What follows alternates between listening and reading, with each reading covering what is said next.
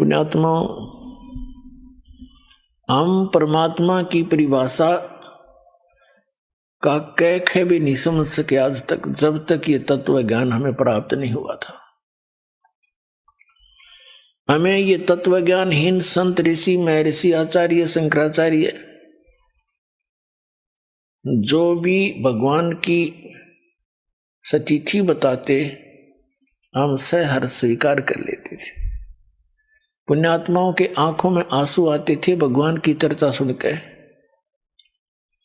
लेकिन वो काल की महिमा सुनाया करते थे और नाम भगवान लेते थे। आत्मा अपने पिता से जब से बिछुड़ी है, ये महाकष्ट उठा रही है। अभी पुण्यात्माओं, आप इस ज्ञान से पूर्ण रूप से परिचित नहीं हुए हो, जिसमें आपकी बुद्धि इतनी मैच्योर हो जाएगी कि आप प्रत्येक संकेत को समझने लग जाओगे, तब आप परमात्मा को अच्छी तरह जान जाओगे।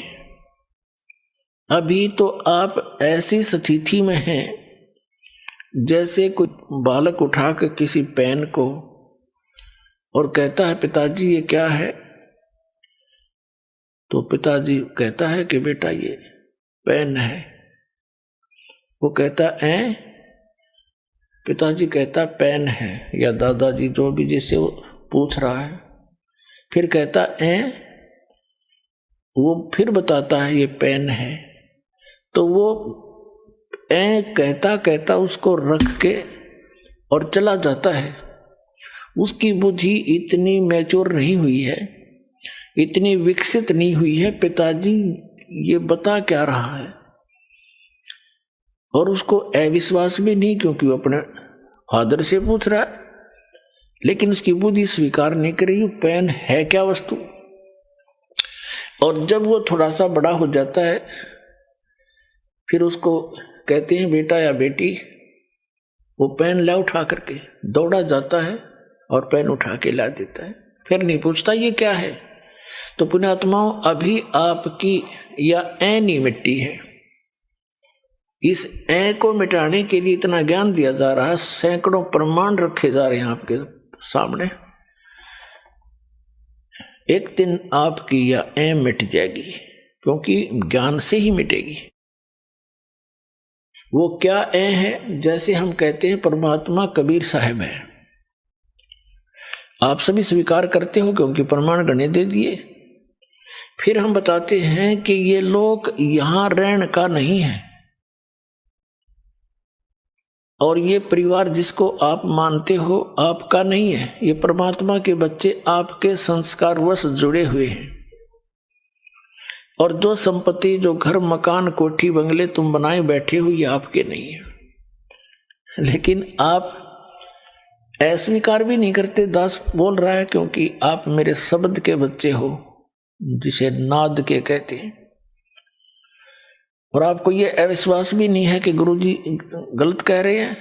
लेकिन यह बात आपकी स्थिति में है अभी तक, तो एक समय ऐसा आएगा आपको ये अपने नहीं, भगवान के संपत्ति दिखाई देगी, भगवान के ही ये सब जीव दिखाई देंगे।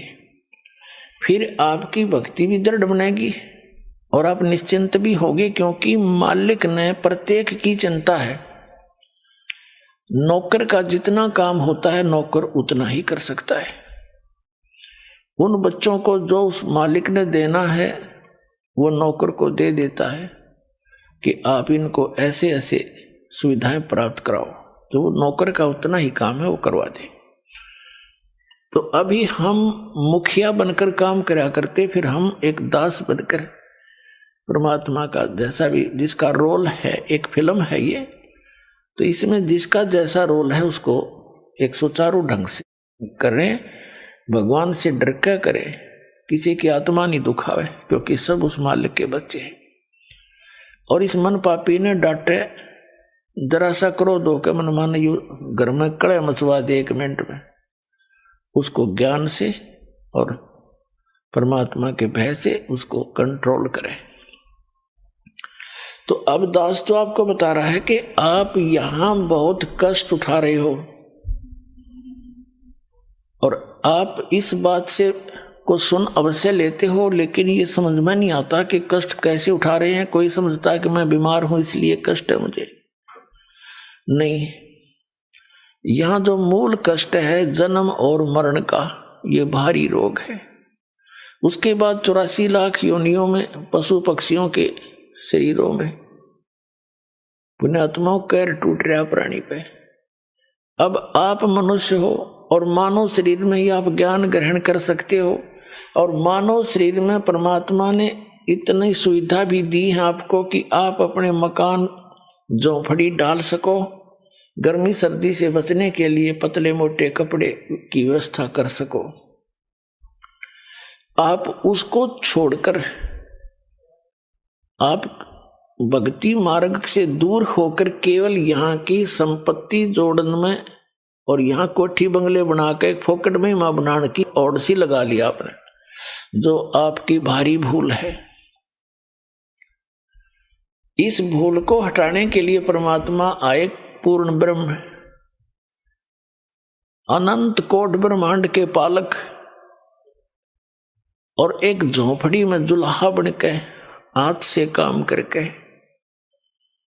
कपड़ा बुनकर एक लीला करके दिखाई कि यदि तुमने भक्ति में सफल होना है, अपनी इन मनोकामनाओं को, इच्छाओं को सीमित करना पड़ेगा।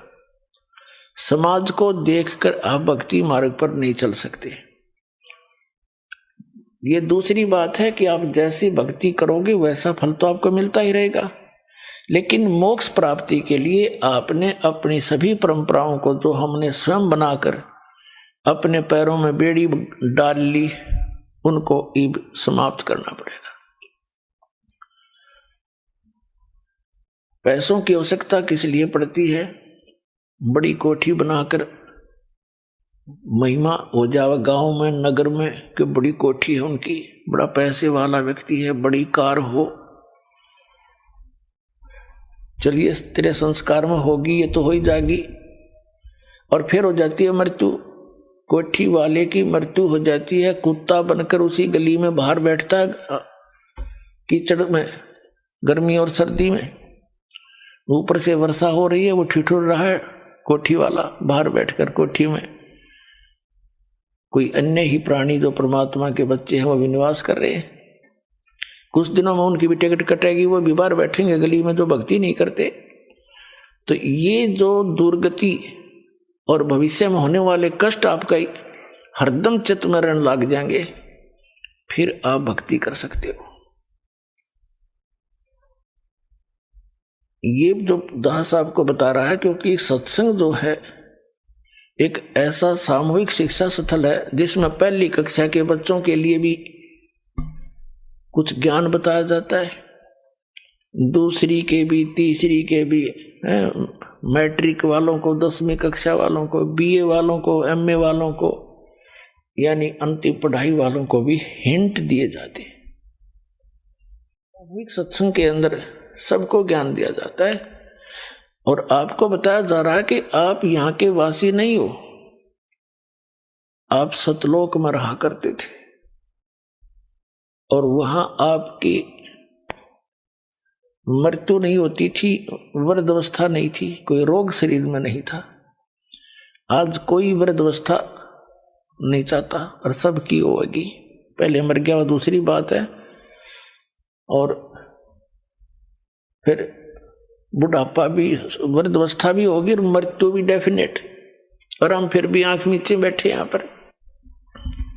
तो अभी तक तो हमें इसका विकल्प नहीं था, अब परमात्मा ने विकल्प बता दिया कि जब तक इस शरीर में रहो, वो आपका मकान जो भी सीमित सा बनाकर रखो, ज्यादा बड़े की आवश्यकता नहीं। जैसा भी आपके संस्कार में कोई बड़ा भी बन गया है तो कोई प्रॉब्लम नहीं है।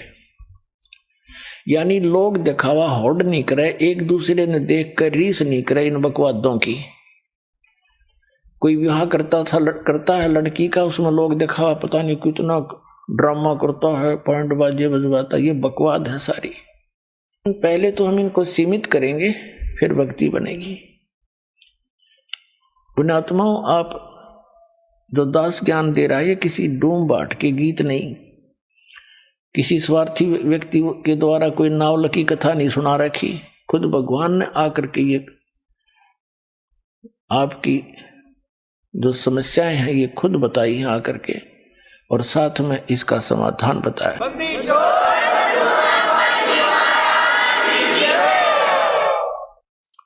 और आप जी ने बहुत दिन हो गए यहाँ कष्ट उठाते ने। अब परमात्मा कबीर जी आपके पिता हैं, सभी हम सब के, और आपके दुख को देखकर वो स्वयं दुखी रहते हैं। आपने गलती अवश्य कर दी, और जैसे एक सेब खराब हो जाती है, सेब विक्रेता को वो सेब बहुत प्यारी होती है, उसको पता है कितनी कीमती है, लेकिन खराब होने के बाद उसके पास कोई विकल्प नहीं है, उसको बाहर फेंकना ही पड़ता है। तो पुण्यात्माओं, हम उस सतलोक में रहने के लायक रहे नहीं थे, इसलिए परमात्मा ने हमें बाहर फेंकना पड़ा कि ये औरों को खराब ना करते हैं। तो अब वो कितने दयालु हैं कि शायद इनकी बुद्धि ठिकाने आ गई हो, इतने कष्ट उठा करके अब मान जा मैं अब भी सीने के लगाकर सतलोक ले जाऊंगा अपने बच्चों को, वहां कभी दुख नहीं होगा, कभी मृत्यु नहीं होगी। तो इसके लिए बताते हैं, यहां जो परमात्मा स्वयं आए थे, एक झोपड़ी में रहा करते, घास फूस की छात बना के, लकड़ों के टांग के, और उसमें 120 वर्ष रहे और सारी सृष्टि का पालन करते थे। वो सारी सृष्टि के पालक हमें ये दिखाने के लिए कि यदि तुमने मोक्ष चाहिए, ये बकवाद छोड़नी पड़ेगी, समाज को नहीं देखना होगा, एक दास बनकर रहना होगा। वैसे तो भक्ति के लिए चाहे सेठ भी है, भक्ति वो भी कर सकता है, जैसे धर्मदास जी थे, लेकिन मर्यादा के अंदर रहकर ही भक्ति की उन्होंने। तो वो परमात्मा हमें इसलिए दिखाने आते हैं कि भाई तुम ऐसे विश्वास करके देखो जैसे परमात्मा ने एक रोल कराया। एक बिल्कुल निर्धन व्यक्ति हैंड टू माउथ कपड़ा, जैसे रेजा कपड़ा बनाया करते थे, कपड़ा बन गया, बेच दिया। बेचना नहीं, कमाई उसकी जो मेहनताना मिलता था उसका, और जो मेहनताना उनको मिला उसमें से एक परिवार का भी पोषण किया। परिवार कैसा था परमात्मा कबीर जी का? उनकी कोई पत्नी नहीं थी, उनके कोई माता पिता नहीं थे, उनके कोई बालक नहीं थे, क्योंकि हमारे को आज तक परमात्मा का ज्ञान प्राप्त ही नहीं हुआ। हमने श्री राम, श्री कृष्ण, राजा दशरथ के पुत्र, इन राजाओं की और भगवान बना करके केवल इनकी कथाएं सुनी थी। जो परमात्मा की कथा हमारे सदग्रंथ बताते हैं, वेद सबसे प्रमुख माने गए हैं। तो जो भगवान लीला करता है, जो उसके गुण हैं, वो वेदों में वर्णित है, और वो वेदों में वर्णित जो लीलाएं हैं वो केवल कबीर देव ने, कबीर साहब काशी वाले धानक जुलाए ने कर रखी है। इस विश्व में किसी महापुरुष की ऐसी लीला नहीं जो वेदों से मिलती हो। तो कबीर परमात्मा है, पूर्ण ब्रह्म है, सत्य पुरुष है। तो ये परमात्मा को परमात्मा सिद्ध करने के लिए इतने प्रमाण आपके समक्ष बताए जाते हैं। तो उस परमात्मा ने जैसे कपड़ा बनते थे, उनका परिवार कोई नहीं था, उनके मतलब उनके माता पिता या बालक नहीं थे। नीरू नीमा नाम के एक मुसलमान निसंतान थे, पति पत्नी, और कबीर परमात्मा यानी पूर्ण ब्रह्म सत्य पुरुष सतलोक से आकर काशी शहर में लहर तारा नामक एक तालाब के ऊपर, तालाब के अंदर कमल के फूल के ऊपर एक शिशु रूप धारण करके विराजमान हुए थे। नीरू नीमा प्रतिदिन उस सरोवर में स्नान करने के लिए जाते थे। गर्मियों का मौसम था और परमात्मा को सरोवर में कमल के फूल पर पाकर वो फूले नी समाई घर ले आई। फिर परमात्मा ने 25 दिन तक कुछ भी आहार नहीं किया, तो दोनों बड़े चिंतित हुए। विशेषकर नीमा बहुत दुखी हुई और अंत में फैसला कर लिया कि यदि ये बालक मर गया तो मैं भी साथ मरूंगी। तब कबीर परमेश्वर बालक रूप में जो उनके घर पे निवास करते थे, उन्होंने प्रेरणा की भगवान शंकर से। भगवान शंकर अपने शिवलोक से आए साधु रूप बना के। तब नीरू और नीमा से उनकी समस्या का कारण पूछा, क्यों दुखी हो तुम? उन्होंने कारण बताया कि एक बालक मिला है। नीरू नीमा उसी जन्म में पहले एक ब्राह्मण ब्राह्मणी थे, गौरी शंकर और सरस्वती उनका नाम था। गौरी शंकर ब्राह्मण का, पुरुष का, और सरस्वती उस बहन का नाम था, उसकी पत्नी का। मुसलमानों ने उनको जबरदस्ती मुसलमान बना दिया था, जिस कारण से वो अन्य ब्राह्मणों ने समाज से निकाल दिया था। पहले उनको दक्षिणा मिलती थी, वो बंद होगी तो उन्होंने जुलाहे का कार्य शुरू कर दिया था। लेकिन वो भगवान शंकर के दृढ़ पुजारी थे। वो भले ही मुसलमान बन गए थे, लेकिन पूजा वो अपने भगवान शिव की हृदय से किया ही करते थे। वैसे तो यथार्थ ज्ञान आपको जब होगा तो हजरत मोहम्मद जी तो थे, ये भगवान शिव के लोक के एक गण थे, पुण्यात्मा थी। भगवान शिव के लोक से ही आए थे वो भी। मुसलमान धर्म टोटली भगवान शंकर के ही उस गण के द्वारा बताए गए ज्ञान पर, उनके फार्मूलों पर वो अपना भक्ति मार्ग करते हैं। तो भगवान शंकर ने आकर उनसे पूछा साधु रूप में, तब उन्होंने कारण बताया। नीमा ने कहा कि भगवान हमारे कोई संतान नहीं थी और हमारी आयु भी 60 वर्ष से ऊपर हो गई है। अभी कुछ दिन पहले मैंने हृदय से पुकार की थी अपने भगवान शंकर की, उन्होंने मुझे कमल के फूल पर एक बालक दिया है। अब ये बच्चा कुछ खा नहीं रहा, ना पी रहा है, ये मर गया तो साथ मरूंगी महात्मा जी। अब मैं इस विदाई के दुख को सहन नहीं कर सकती, ये बालक मुझे इतना प्यारा लगता है। शंकर भगवान ने कहा कि माई वो दिखा तेरा बालक कहाँ है, लाना जरा बाहर। माई लाई नीमा उठा के, सोचा बालक को महात्मा जी के चरणों में डाल दूं, ये कुछ रहम कर दे, इनका जीवन बच जाए। इस उद्देश्य से नीमा ने भगवान शंकर के चरणों में बच्चा डालना चाहा, ऐसे चरणों में रखना चाहा, ऐसे आकाश में उड़ गए भगवान और भगवान शंकर के सिर के बराबर में आके ऐसे स्थिर हो गया हवा में। नीमा ने सोचा कि इस बाबा जी में करामात बहुत घनी, मेरा बेटा उड़ा दिया, हवा में रोक दिया। तब परमात्मा ने कहा कि हे महात्मा जी, इनसे कहो एक कंवारी बछिया ले आवे, उस कंवारी बछिया पर आप अपना हाथ रख देना आशीर्वाद का, वो दूध दिया करेगी। अब भगवान शिव ने जब देखा बालक आकाश में उड़ गया, शिव जी को तो पता था कि कोई मेरा योगदान नहीं है इसके आकाश में उड़ जाने में, और ये बोल रहा छोटा सा बालक, ये कोई महापुरुष है, सिद्ध पुरुष है। भगवान शिव ने ऐसा किया कि आओ मेरे पास, गोदी में आगे परमात्मा उनके हाथों में आगे, जैसे बालक आ जाता है। फिर भी 2-3-4 बार उनसे बात करी और फिर कहा कि इनसे मैंने जो कहा वैसा करें।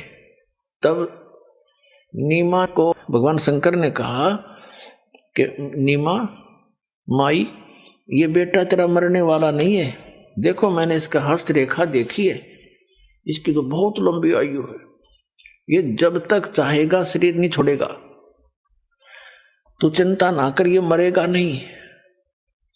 नीमा ने कहा बाबा जी, महात्मा जी, इन सुखी सांत्वनाओं से मेरा दिल ना डटे, मेरी आत्मा जब मान लेगी जब ये कुछ दूध पी लेगा। तो भगवान ने कहा कबीर साहब ने कि इनको कहो गाय ले आओ कंवारी। तब भगवान शंकर ने कहा जाओ एक कंवारी गाय लाओ नीरू, नीमा के पति से कहा। नीरू गया और कुम्हार से एक ताजा बर्तन लाना, मटका,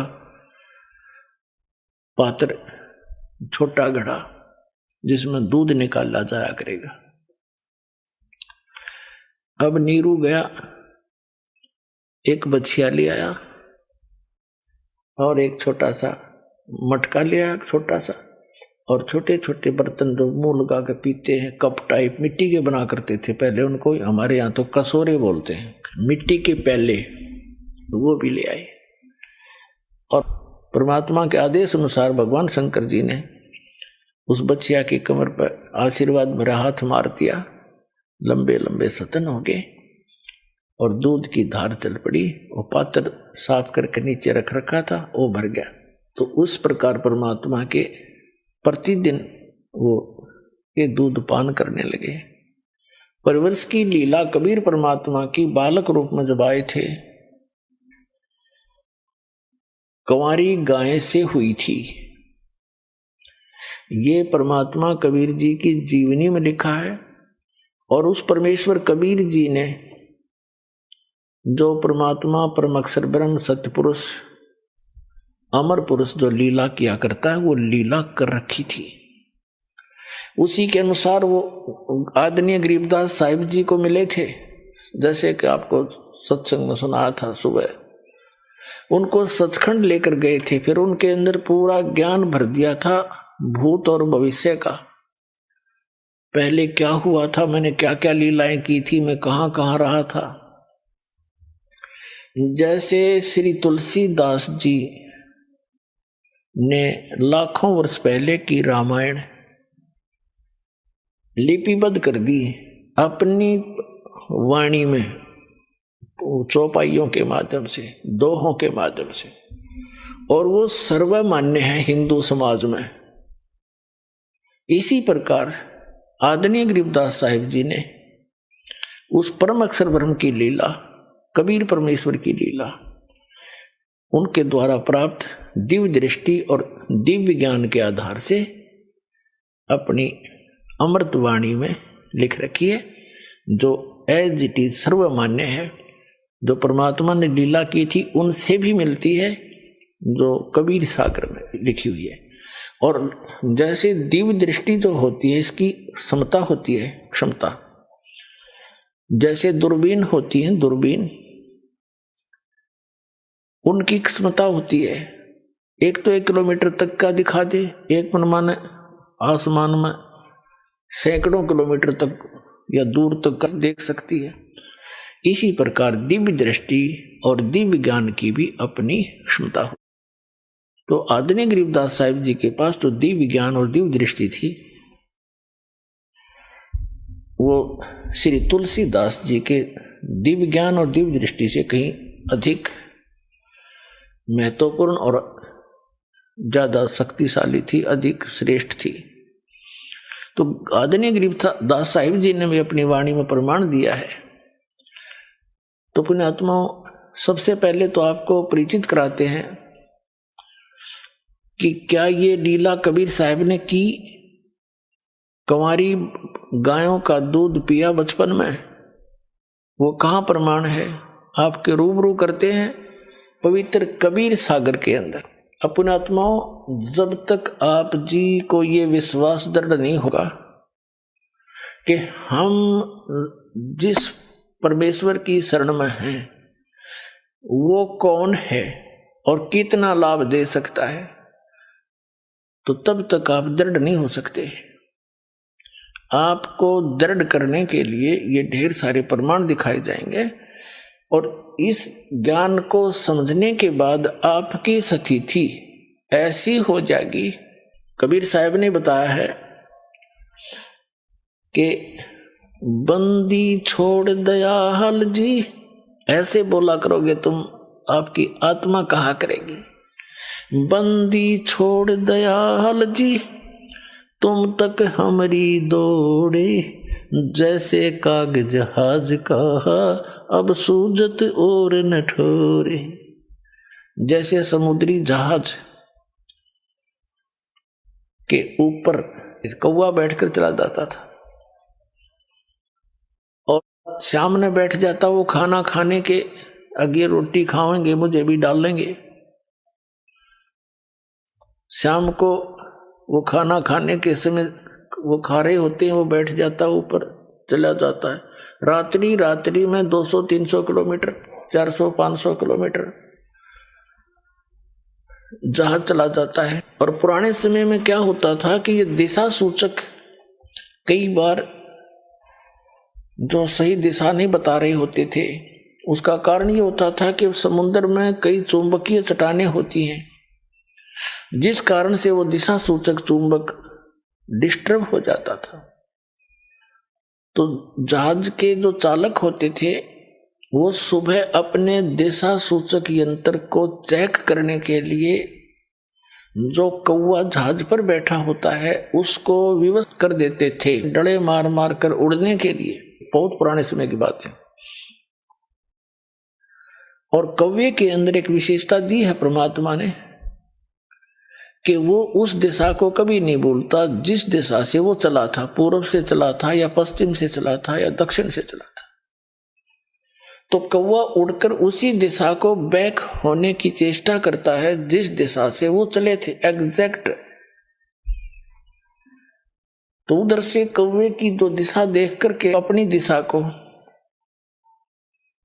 वो चालक अपने यंत्र को चेक कर लेते थे और अपनी दिशा से भी वो कन्फर्म हो जाते थे कि हम सही जा रहे हैं, नहीं तो ठीक कर लेते थे। अब कौवा 150-200 फुट तक दौड़ता है, उड़ जाता है वापस आने के लिए कि वहां से पत्थर उत्थर मार दिए उसका। अब उस जहां देखता वहां जल ही जल है, और जल में जहां बैठे वहीं डूब मरे। चारों तरफ देखकर वो वापस कहीं स्थान उसको बैठने का यानी सपोर्ट नहीं मिलता, सब डूबने का स्थान, मृत्यु का स्थान दिखाई देता है। तो वापस आकर के वो जहाज पर ही शरण लेता है और फिर वो चालक उसको कुछ नहीं कहते। तो जिस प्रकार उस जहाज के कौवे को उस जहाज के अतिरिक्त अपनी जीवन रक्षा का स्थान कहीं नजर नहीं आया और वापस में वो जहाज ही आकर ग्रहण किया, जहाज में बैठा और सारा डूब मरण का था। तो परमात्मा कबीर जी कहते हैं जिस समय आप जी को मेरी पहचान हो जाएगी उस समय तो आपकी आत्मा ये पुकार करेगी, बंदी छोड़ दयाल जी तुम तक हमारी दौड़े, जैसे काग जहाज का अब सूजत और न ठोरे। और ठिकाना पृथ्वी पर आपने दिखाई नहीं देगा इस सतलोक आश्रम बरवाला के अतिरिक्त। ऐसी स्थिति कर दूंगा आपकी।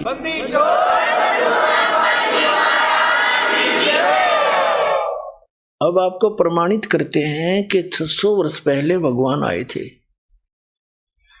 अपने पिता आए थे और हम अपने पिता को पहचान नहीं सके और हम इन काल के अवतारों को अपने मालिक मान के इनके लिपटे रहे। ये आप दुखी, ये आप जन्म मृत्यु के अंदर। तो जब ये स्वयं ही जन्म मृत्यु के अंदर हैं तो हमारी रक्षा क्या करेंगे? तो ये ज्ञान नहीं था हमें, तो ये ज्ञान अब परमात्मा ने कंप्लीट दिया अपने को। अब आपको दिखाते हैं कि 600 वर्ष पहले जब अपने पिता आए थे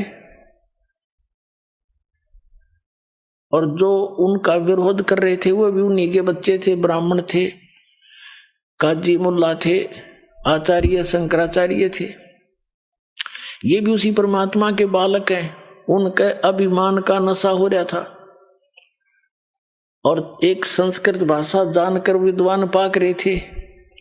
परमात्मा के साथ इतनी बदतमीजियां की हमने, उनको तो शर्म आई होगी, पर अब लज्जा हमें बहुत आती है कि हमने के जुल्म किए।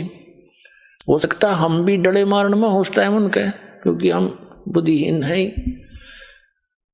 तो पुण्यात्मा उन्होंने किसी को बद्दुआ नहीं दी, नहीं तो वो कुछ भी कर सकते थे। जैसे दुर्वासा जी एक ऋषि हुए हैं, काल के ऋषि, ब्रह्म के पुजारी थे और श्री कृष्ण जी के पुत्र प्रद्युम्न ने और साथ में 5-10 और यादव बच्चों ने जाकर उनके साथ मजाक कर दिया था, और उस मजाक करने से इतना भयंकर श्राप दे दिया कि तुम्हारा नाश इसी से होगा जिसका तुम गर्भ बना कर आए हो। नकली गर्भ बना रखा था, एक सांक रखा था, स्वांग पर रखा था, एक गर्भवती स्त्री का प्रद्युम्न को बना रखा था। पेट पर कढ़ाई बांध कर, छोटी सी कढ़ाई, ऊपर का लोगड़ रुई बांध कर, कपड़ा बांध कर, ऊपर का ड्रेस पड़ा दी औरतों वाली। दुर्वासा से पूछा था कि भगवान, गणे बहुत वर्षों के उपरांत विवाह के इनको संतान की आशा हुई है, ये उतावले हो रहे हैं, आप इन्हें बताइए पुत्र होगा या पुत्री। अब इन सिद्धियों में थोड़ी बहुत अंदर की जानकारी हो ही जाती है। उसने देखा, जानते हैं ये तो लड़का है, स्वांग बना रखा है, श्राप दे दिया कि यादव कुल का नाश होगा इस तरह, और सारे यादव कटके मर गए। तो यहाँ महापुरुष परमात्मा कबीर साहब के बच्चे गरीबदास जी कहते हैं, दुर्वासा को पे तहाँ समझ न आई नीच, और 56 करोड़ यादव कटे मची रुधिर की कीच। कहते हैं दुर्वासा क्रोधित हो गया छोटी सी बात पे, नकमी आत्मा, नीच आत्मा, और कैसा जुल्म कर दिया, कैसा श्राप दे दिया। 56 करोड़ यादव यानी श्री कृष्ण के वंशज आपस में लड़का मर गए कटके, जरा सी बात पर इतना श्राप दे दिया। और परमात्मा के साथ वो कैर डाए थे हमने उस समय, और उन्होंने हृदय से भी किसी को बद्दुआ नहीं थी, क्योंकि वो हमारे पिता है। वो किसको श्राप दें और किसको मारें, किसको बचाएं? बचा तो सकते हैं पर वो मार नहीं सकते। हमने सबसे पहले परमात्मा को पहचानना है कि हु इज गॉड, और भगवान को पहचानने के बाद फिर संशय खत्म हो जाएंगे। फिर तो हम आंखें बंद करके उस मार्ग पर चलेंगे। फिर चाहे सारा विश्व एक तरफ हो जाओ कि तुम गलत जा रहे हो, हम नहीं मानेंगे उनकी, क्योंकि हम पूरा नरक परख कर चलेंगे। अब देखिएगा, ये कबीर सागर संपूर्ण 11 भाग, वही प्रकाशक है इसके। ये है कबीर सागर, ज्ञान सागर खंड, प्रथम खंड कबीरपंथी भारत पथिक स्वामी युगलानंद विहारी द्वारा पुरस्कृत। मुद्रक एवं प्रकाशक हैं खेमरा श्री कृष्ण दास, अध्यक्ष श्री वेंकटेश्वर प्रेस, खेमरा श्री कृष्ण दास मार्ग, मुंबई। इसके 74 पृष्ठ पर 74 पे इसमें लिखा, सुन, ये ज्ञान सागर है। सुन जुल्हा मन भयो आनंदा, जिमी चकोर पायो निश्चंदा। जुलाहा वो नीरू, ले सुत चले हर्ष मन कीना, तासों पुनः अस बोल ही दीना। आगे बताया है, सुत काशी को ले चले लोग देखण तय आवे, अन्न पानी बख्शे नहीं जुल्हा शोक मनावे। तब जुल्हा मन कीन तिवाना, रामानंद सौ कही उत्पाना। मैं सुत पायो बड़ा गुणवंता, कारण कौन बखे नहीं संता। रामानंद ध्यान तब धारा, जुल्हा सो तब अस वचन उचारा। पूर्व जन्म ते ब्राह्मण जाति, हरि सेवा की नी बलवाती। कुछ तुम सेवा हरि की चुका, ताते भयो तेरा जुल्ह को रूपा। जुल्हा बन गया तुम, और प्रीति प्रभु गए तो लीनी, ताते उद्धान में सुत तो दीना। अब ये नूरी है, नीरू नहीं, मिसप्रिंट करके नीरू वचन। हे प्रभु जस की नोतस पायो, रामानंद जी के पास इन्होंने पुण्यात्माओं, जैसे आपको दिन में सत्संग सुनाया था कि काल ने कहा था परमात्मा से कि 12 पंथ करूं मैं साजा, नाम तुम्हारा ले करूं आवाजा। 12 पंथ नाम जो ले ही, सो मेरे मुख आन समोई। काल ने कहा था कि कबीर नाम तय, आपके जाने के बाद कबीर नाम से 12 नकली पंथ चलाऊंगा कबीर पंथियां के, और अनेक पंथ चलाऊं उस न्यारे जैसे राधा स्वामी धन धन सदगुरु जय गुरुदेव और ये दोनों दाड़े ये सारे निरंकारी निरंकुरी ये सारे उसी अन्य पंथों में से हैं।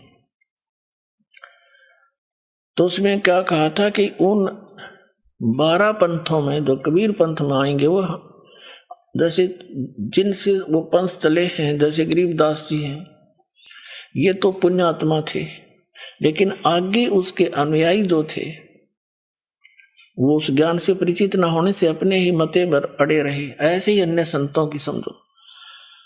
तो उन्होंने जो कबीर पंथी थे, गरीबदास जी से पहले जो 11 पंथी थे, 11 पंथों के मुखिया थे, वो समझ नहीं सके भगवान को, और उन्होंने परमात्मा की इस वाणी में कुछ उनके आने वाले अनुयायियों ने उसमें अपनी बुद्धि अनुसार कुछ परिवर्तन कर दिया। जैसे आप जी को दास ने कथा सुनाई अभी कि परमात्मा जब बालक रूप में आए थे तो 25 दिन कुछ खाया पिया नहीं। उस समय प्रेरणा करी थी शिव भगवान से, वो शिव मंडल से आए, क्योंकि ये 3 लोक के ये यहाँ के प्रबंधक हैं, लेकिन ये देते हैं वर्कडन, जैसा कर्म किया वैसा ही फल मिलेगा। और ये सब कर रहे हैं उस परमात्मा के ही आदेश तय, क्योंकि गीता अध्याय नंबर 15 के श्लोक नंबर 16-17 में स्पष्ट किया 3 पुरुष बताए हैं, सरपुरुष अक्षर पुरुष। ये तो इनके अंतर्गत जितने प्राणी हैं वो भी नाशवान और ये भी नाशवान। उत्तम पुरुष है तो अन्य 17वें श्लोक में कहा 15वें अध्याय में।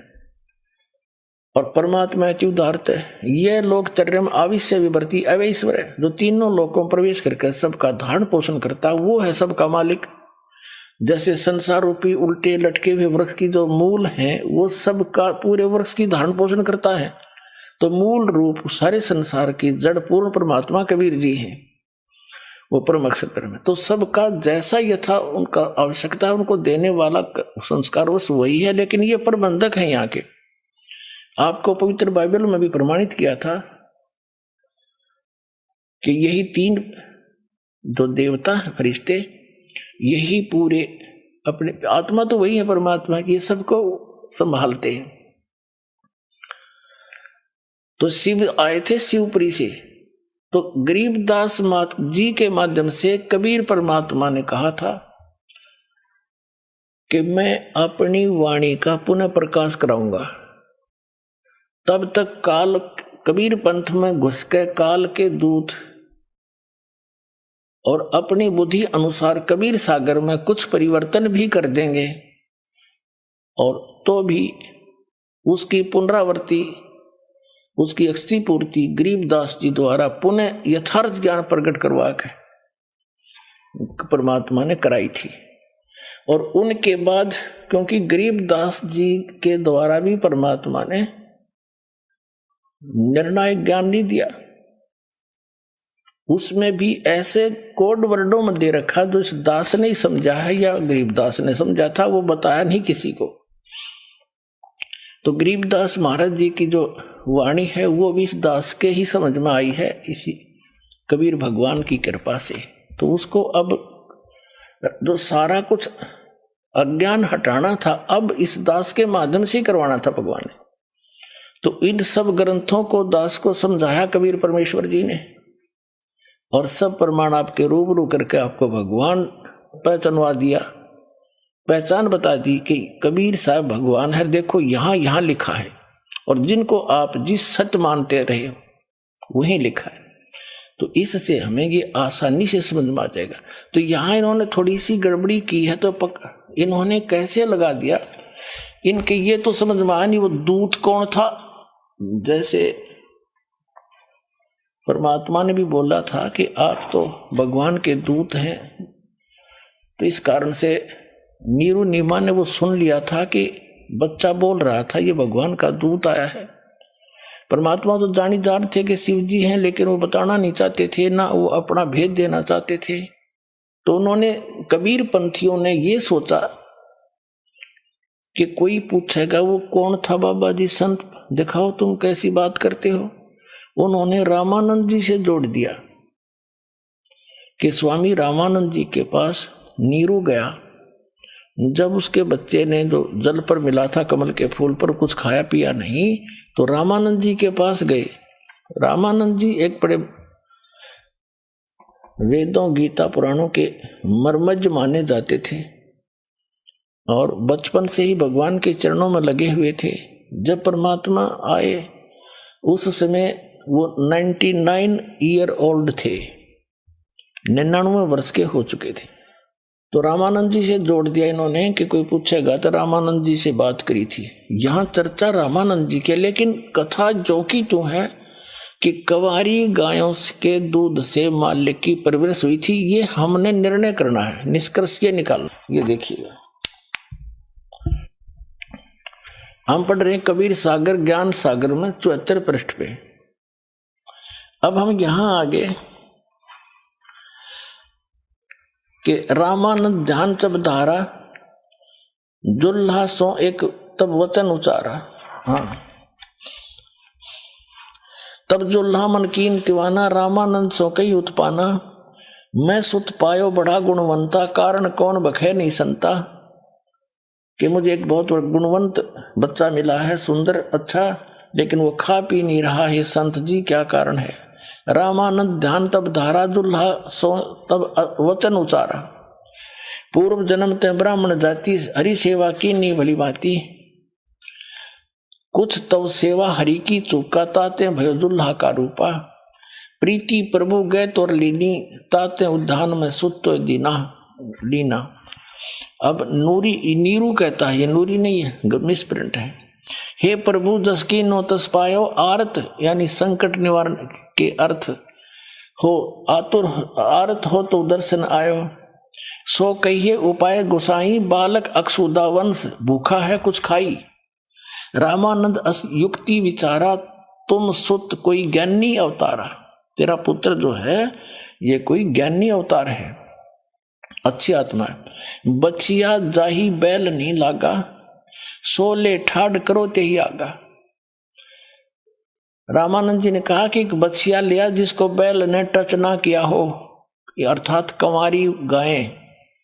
सोले ठाड़ करो ते ही आगा, उसके वहां लाकर खड़ी कर देना। दूध चले ते ही थनते, दूध ही धरो छिपाई। अक्षुदावंत जब होवे ताको ता कह देव खवाई। इसका अर्थ है कि बछिया ले आओ, फिर वह दूध देगी, उसको छुपा के रख लेना, भूखा हो जब खा लेगा। जुल्हा एक बछिया ले आवा, और चलो दूध कोई मर्म न पावा। चलो दूध जुल्हा हरसाना, राख छिपाई कहो नहीं जाना। सुन, ये तो आगे है। अब यहां कहते हैं दूध तब पीवत नाम कबीरा, और खिलत संग संत संग मत धीरा। अब कहने का भाव ये है, हमने सिर्फ इतना समझना चाहिए, हमने इतना ही पर्याप्त है कि परमात्मा जब आए उनकी परवरिश की लीला कंवारी गायों से हुई। गरीबदास साहिब जी ने क्या कहा, अनब्यावर को दूहत है, दूध दिया तत्काल। कंवारी बछिया को दूहत है, आशीर्वाद दे दिया, और दूध दिया तत्काल। पीवे बालक ब्रह्म गति, तासिव भय दयाल। 7 बार चर्चा करी, बोले बालक बैन। शिव को कर मस्तक रखा, ला मोमिन एक धैनु यानी कुंवारी गाय लिया। तो हमने ये निष्कर्ष देखना है, क्योंकि सबसे ज्यादा ऑथेंटिक हमारे ये 2 ग्रंथ हैं, 3। एक तो पवित्र वेद, पवित्र हिंदू धर्म के जो पुण्यात्माएं हैं उनके लिए वेद, पवित्र 4 वेद, पवित्र 18 पुराण, पवित्र श्रीमद् भगवत गीता, ये एक अमर ग्रंथ समझ लो हमारे। इनमें जो लिखा हो भगवान की लीला लिखी है पवित्र वेदों में और पवित्र श्रीमद् भगवत गीता में, एक जैसा ज्ञान है, मिलता जुलता।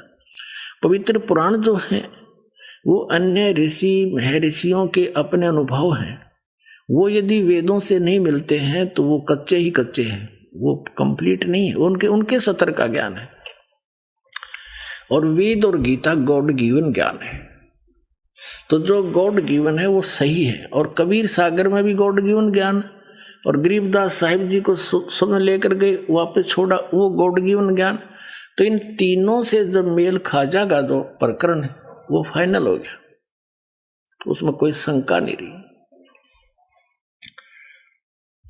अब एक तो आपको पवित्र कबीर सागर में सिद्ध कर दिया कि जब कबीर साहब बालक रूप धारण करके आए थे, बछिया ताही बैल नहीं लागा, वो कुंवारी बछिया, उस बछिया के दूध से माल परमात्मा की परवरिश की लीला हुई थी। अब गरीबदास जी की वाणी भी आपको बता दी, उन्होंने परमात्मा को देखा, उनके से प्राप्त दिव्य दृष्टि से उन्होंने पूर्व की घटनाओं को लिखा, जैसे तुलसीदास जी ने श्री रामचंद्र जी की सब घटनाएं रामायण लिखी और सबको मान्य है। और अब हम आपको दिखाते हैं वेदों में कि वेदों में परमात्मा के गुण हैं, वो कैसी लीला करता है। और आंखों देखा उन महापुरुषों ने कि हु इज गॉड, तो हमने परमात्मा को पहचानना है कि कौन है वो भगवान जो हमारे संकट को दूर कर सकता है, जन्म और मृत्यु के रोग से हमें बचा सकता है, और हमारे ऊपर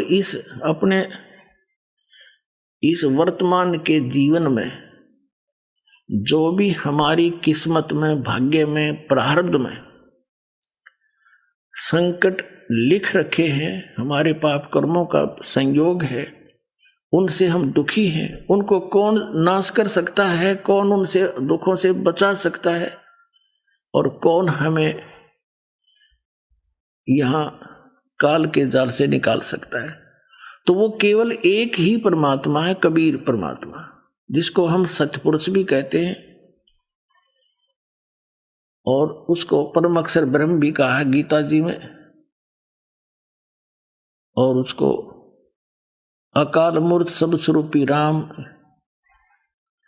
सत्य पुरुष को, सतपुरुष को, ये कबीर परमेश्वर जी की ही उपमात्मक उपाधि के नाम है। जैसे अपने भारत या अपने देश के प्रधानमंत्री जी का शरीर का नाम तो कुछ भी होता है, लेकिन प्रधानमंत्री उनका रैंक का नाम होता, पद का।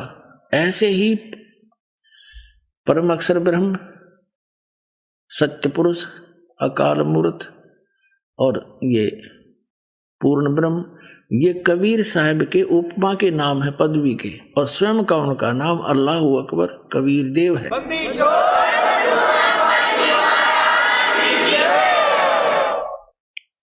अब आपको दिखाते हैं पवित्र वेदों में, पवित्र वेद परमात्मा की महिमा का गुणगान करते हैं। और कबीर परमेश्वर जी ने 600 वर्ष पहले कहा था, वेद मेरा भेद है, मैं ना मिलूं वेदन के माही, और जौन वेद से मैं मिलूं वो वेद जानते नहीं। परमात्मा ने 600 वर्ष पहले कहा था कि ये वेद, चारों वेद मेरा भेद है, मेरी ही महिमा बताते हैं। लेकिन इन वेदों में ऋग्वेद, यजुर्वेद, सामवेद और अथर्ववेद, इन वेदों में मेरे पाने की, तुम्हें पूर्ण मोक्ष प्राप्त होने का विधि नहीं है। तो इसलिए इन वेदों में वर्णित विधि से मेरी प्राप्ति नहीं हो सकती, लेकिन वेद गुणगान मेरा ही कर रहे हैं। तो पुण्यात्मा हु इज गॉड अब पता लग जाएगा। देखो, ये ऋग्वेद है, मंडल 9 और 10 इकट्ठा ही अनुवादित है।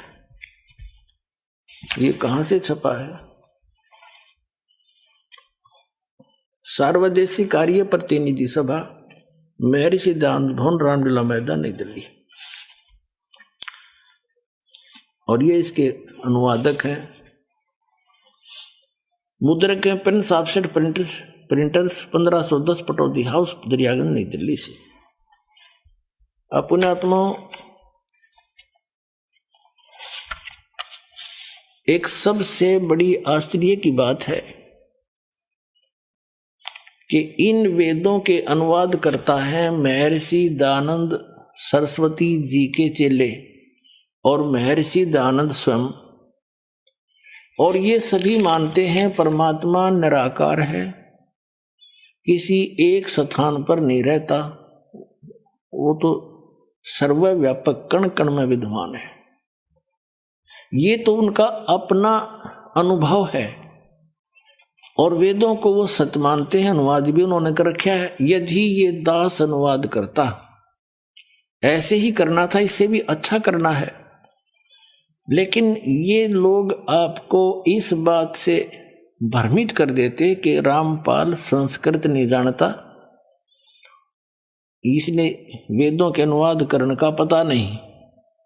तो ये बात आपके भी कुछ कुछ अवश्य विश्वास में आ जाती कि ये तो हो सकता है। और यही बिजली गिरी रही आज तक। जब परमात्मा आए थे कबीर जी, वो सारा ज्ञान बताया करते थे। हम ही अलख अला हैं कुतुब गोस और पीर, गरीबदास खालिक धनी हमरा नाम कबीर। ए स्वामी सृष्टा में सृष्टि हमारे तीर, दास गरीब अधर बसूं मेरा नाम कबीर।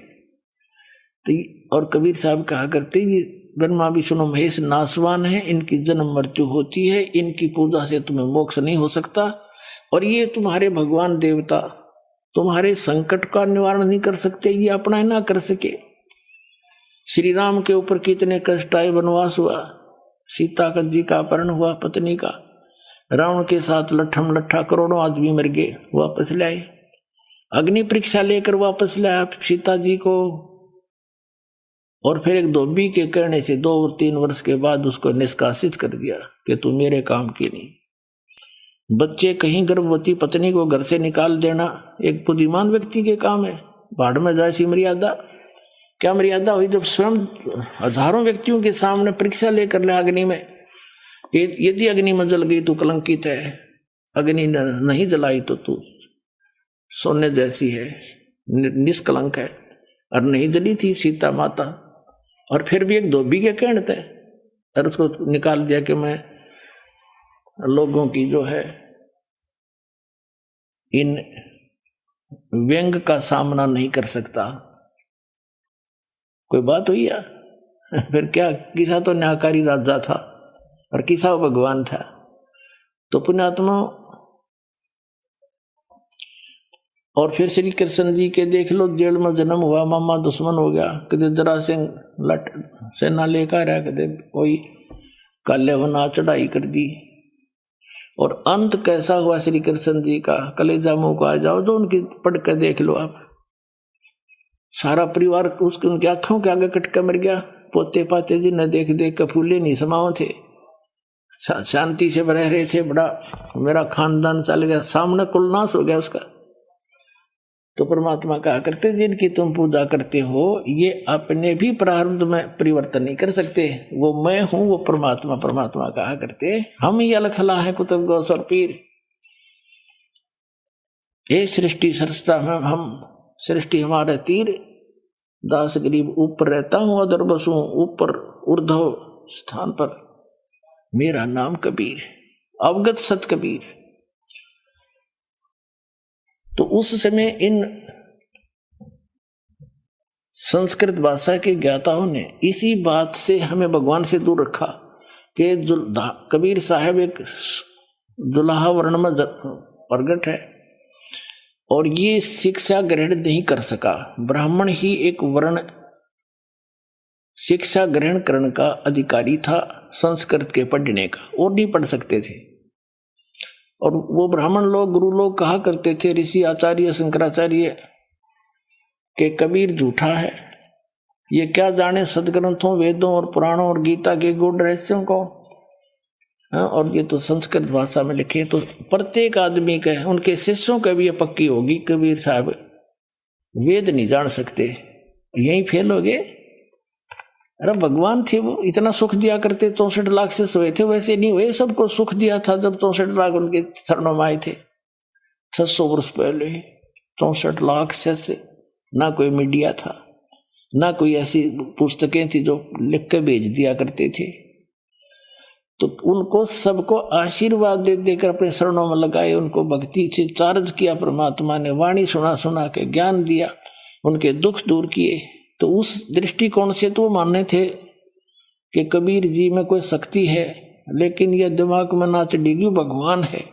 और जब तक भगवान नहीं मान लेंगे कबीर साहब को, हम पार नहीं हो सकते। तो अब कबीर साहब को भगवान ही सिद्ध करने के लिए दास को इतना प्रयत्न करना पड़ रहा है, इतने प्रमाण दिखाने पड़ रहे हैं। तो उस समय इनकी दाल गल गई कि कबीर साहब संस्कृत नहीं जानता, और अब भी ये यही बिजली डाल देते तो ये प्रमाण नहीं मिलते हमारे को। इन्हीं के कर कमलों से लिखवा दिए दाता ने, इनकी बुद्धि पर पत्थर गिर दिया, ना यहाँ भी बिगाड़ कर देते, ना सारे ग्रंथों में नाश करे। वेदों में जगह जगह इन्होंने बैठा रखा है, अनुवाद सही नहीं कर रखे, लेकिन ये चंद श्लोकों में ऐसा अनुवाद करा दिया दाता ने जैसा वो चाह थे कि मेरे बच्चे फिर तो पहचान ही लेंगे मुझे, फिर तो इन नकलियों के सामने कोई ऑप्शन नहीं रहेगा आपको बरगलाने का। इसलिए ये करवाया दाता ने। अब दिखाता हूं आपको। अब हम आपको दिखा रहे हैं ऋग्वेद, ये ऋग्वेद, और आपको अभी दिखाई दिया था ये कहां से प्रकाशित है और कौन इसके भाषा के अनुवादक हैं और कहां से छपी है। अब देखिएगा इसके प्रथम ऋग्वेद मंडल नंबर 9 का सूक्त नंबर 1, इसके प्रथम मंत्र में परमात्मा, सोम माने परमात्मन, परमात्मा शब्द, परमात्मा की महिमा चल रही है। और फिर देखो मंत्र नंबर 2 में,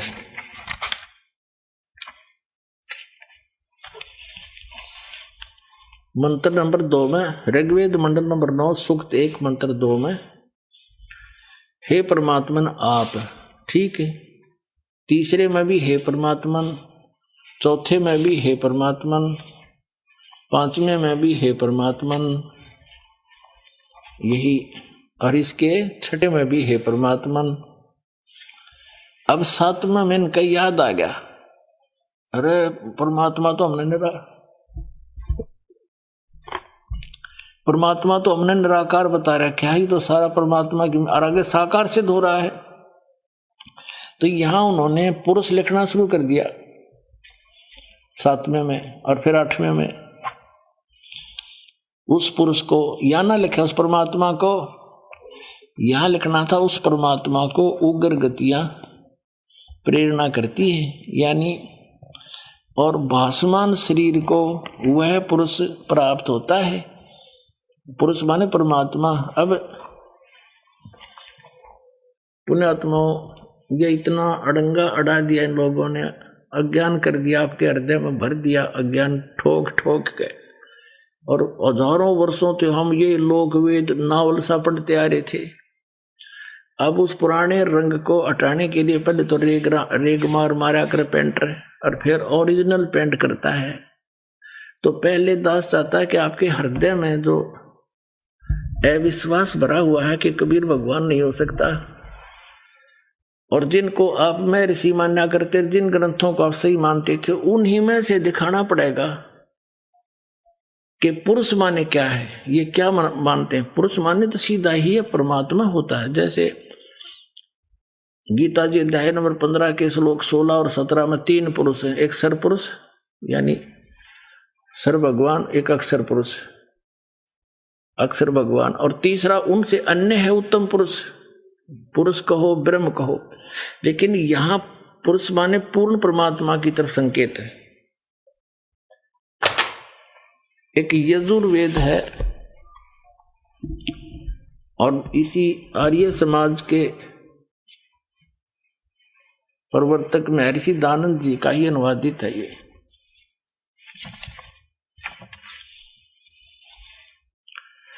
प्रकाशक ये सर्वदेशी कार्य प्रतिनिधि सभा 2/5 महर्षि दानंद भवन, रामला मैदान, नई दिल्ली से ये अनुवादक है। यहां से ये छपी है, prince offset printers, 1510 Pataudi house, त्रियागन, नई दिल्ली से। अब इसमें वेद ज्ञान दाता वही है जो गीता ज्ञान दाता है। वेद ज्ञान दाता वही है जो गीता ज्ञान दाता है।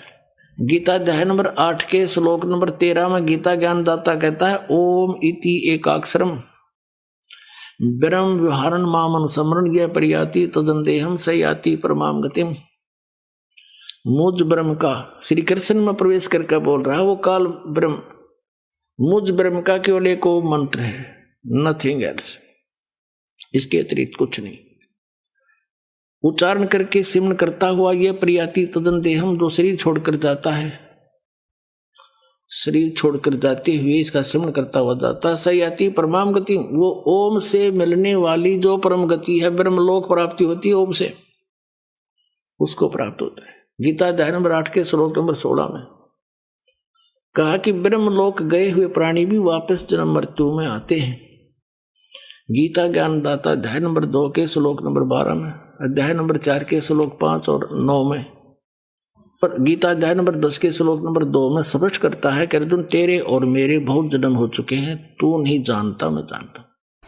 तो पुण्यात्माओं, आपका सौभाग्य है, आपको ये अनमोल वचन, अनमोल ज्ञान सुनने जोगा बनाया। पहले तो भगवान ने आपको विद्वान बनाया, शिक्षित किया, और दास को इसका जानकार बनाया। आज आपके रूबरू ऐसा बना दूंगा जैसे पहली का कहता हुआ, अगर वेद गीता और पुराणों को आप याद रखोगे। बोलो सतगुरुदेव।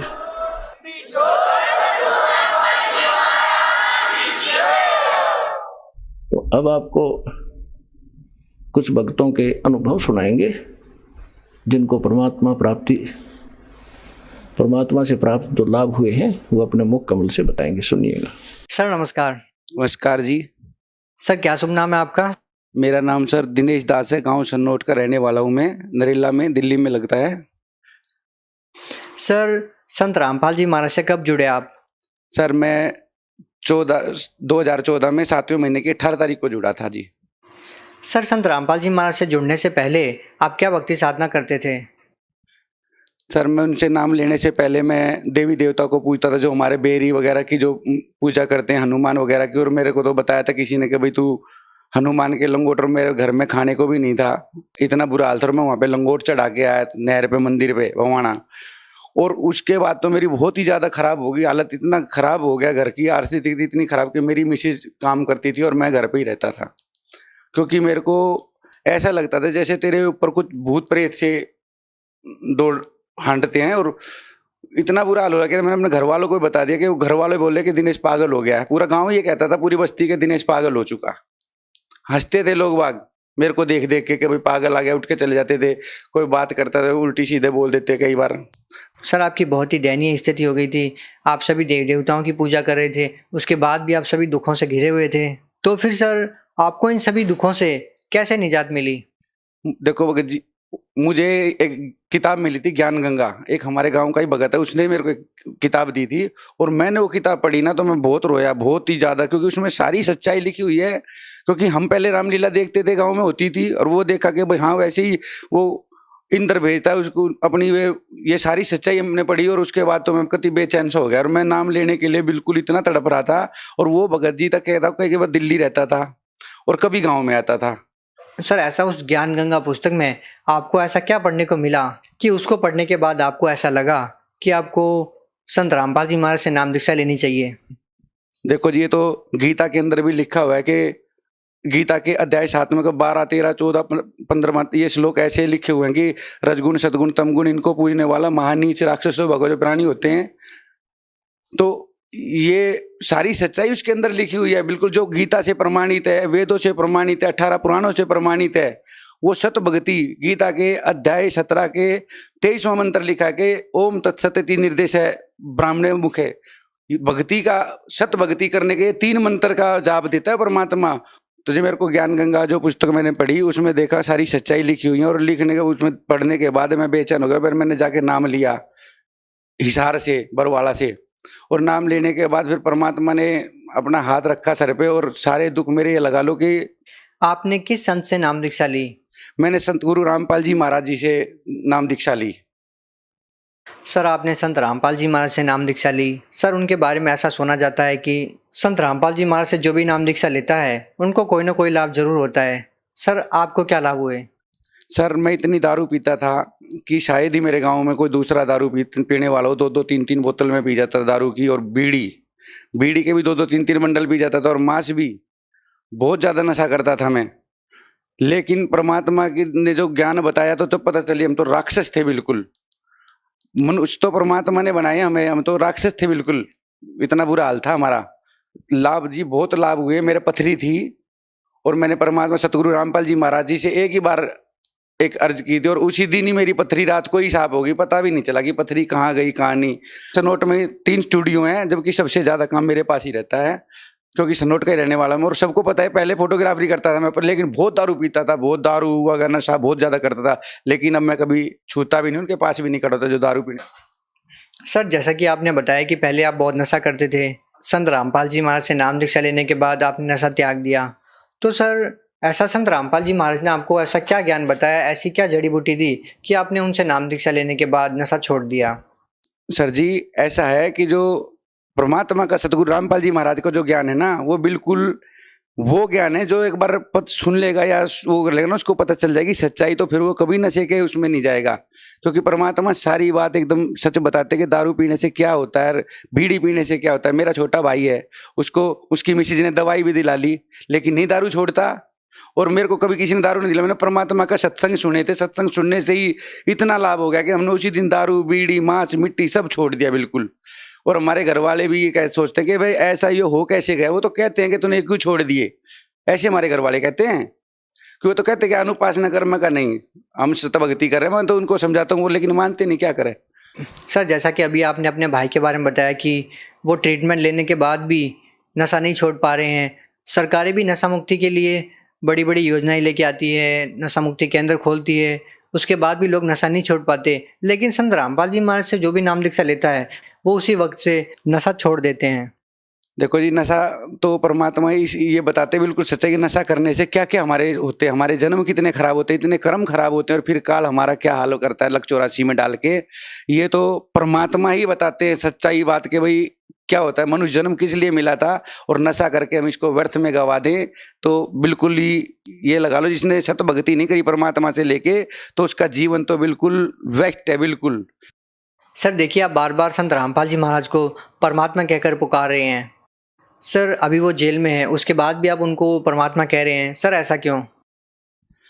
देखो जी, ऐसा सर जी, अगर हीरा पैरों में आ जाए तो ये नहीं कि हीरो की कीमत खत्म हो जाती है। परमात्मा तो परमात्मा ही है, उनको किसी को परब देने की जरूरत नहीं। इतनी संगत उनकी प्रूफ जिंदा है कि भाई हिसार में जब भी तारीखें होती हैं हजारों की 10-10 15-15 हजारों की तादाद में, तो कई बार तो लाखों लाखों पहुंच गए भगत। उनको सुख हो है तब पहुंचते हैं, ना तो कौन निकलता है इतनी बड़ी गर्मी में घर से।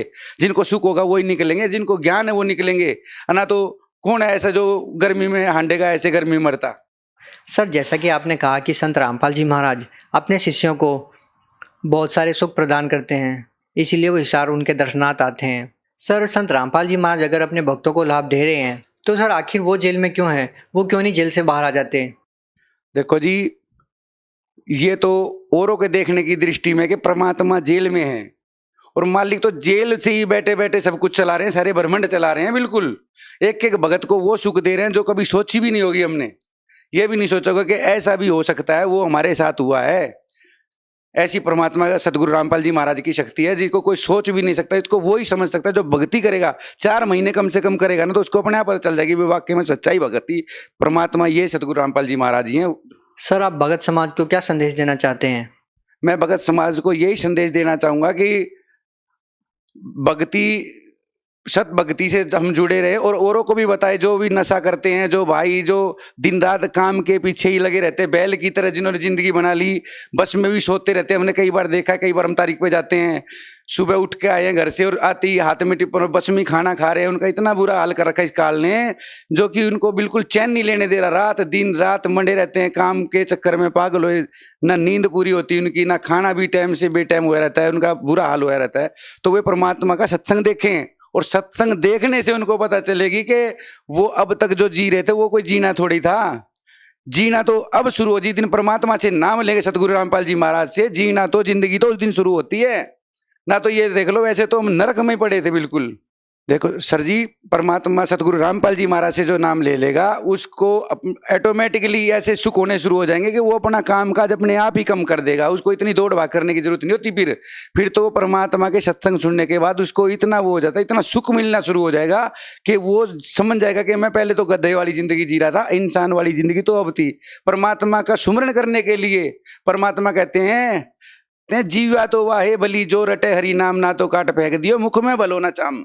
तो ये परमात्मा की जो ये जीव अब जो हमारी मनुष्य जन्म में जो जीव मिली हुई है, इस जीव का अभी फायदा है, ना तो फिर पशु बन जाएंगे, फिर इस जीव का कोई वो नहीं होगा, फिर हम किसी से बता भी नहीं सकते हमारे ये दुख हो रहा है, या हमें प्यास लग रही है, या हमें भूख लग रही है, या हमारे बच्चे भी हमारे।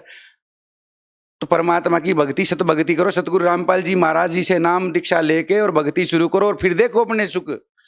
सर, जो लोग संत रामपाल जी महाराज से जुड़ना चाहते हैं वो उनसे नाम दीक्षा कैसे ले सकते हैं? सतलोक आश्रम बरवाला भी बंद है, संत रामपाल जी महाराज अभी जेल में है, तो सर उनसे नाम दीक्षा कैसे ली जा सकती है? उनकी नाम दीक्षा लो। टीवी में सत्संग आता है, सत्संग में नीचे हेडलाइन आती है, नंबर आते हैं, और ज्ञान गंगा पुस्तक में भी है। अपने स्टेट वाइज क्षेत्रों में नामदान खुले हुए हैं, अपने नाम लो बिल्कुल और भक्ति करो और देखो उनके सुख। परमात्मा कहते हैं जब कांटा पैर में लगा होगा तो जूते कैसे पहनोगे, जब तक वो कांटा नहीं निकलेगा तो जूता कैसे पहन सकते हैं। और परमात्मा कहते हैं कि जूता पहनने के बाद बेटा फिर कांटा नहीं लगेगा।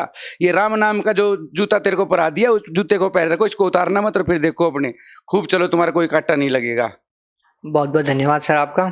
सतगुरु रामपाल जी महाराज जी की जय। और भगत जियो, मैं यही कहता हूँ कि भाई सत भक्ति करो, परमात्मा का सत्संग सुनो और देखो, और उसमें फिर भक्ति करो। सत साहिब।